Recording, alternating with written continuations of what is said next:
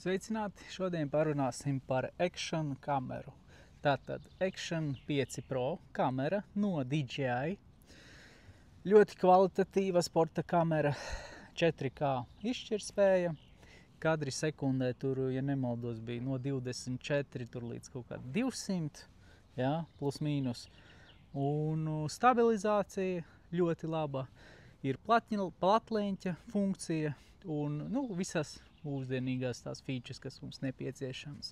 Uz šodienu es teiktu pati labākā sporta kamera. Tiešām. Ko es esmu redzējis daudz apskatus video un tā tālāk, pati labākā. Pati labākā. Viegla, varam pielikt, pieņemsim. Te uzlikt, jā, uz galvas, uz krūtīm, mocim uz spogulīšu, pa vidu.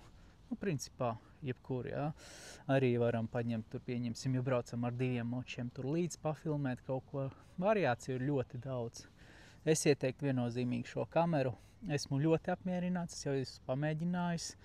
Un lietoju arī ND filtrus, pieņemsim šodien saulaina diena.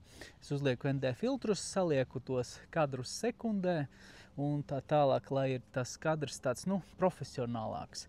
Pats jau nodarbojos kādi 6 gadi ar video filmēšanu, montēšanu, tā kā varu viennozīmīgi šo rekomendēt un uzfilmēt tieši jums, kā jūs braucat ar ūdensmoci, lai padalītos ar ģimeni, draugiem, sociālajos tīklos, vai atstāt par atmiņu un tad kādu ziemas vakaru siltu mājās skatīties savus izbraucienus ar ūdensmoci.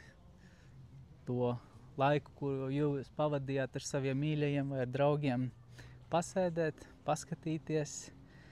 Tā kā tā, jā, šo es gribēju jums pastāstīt par kameru un tiksimies uz ūdens.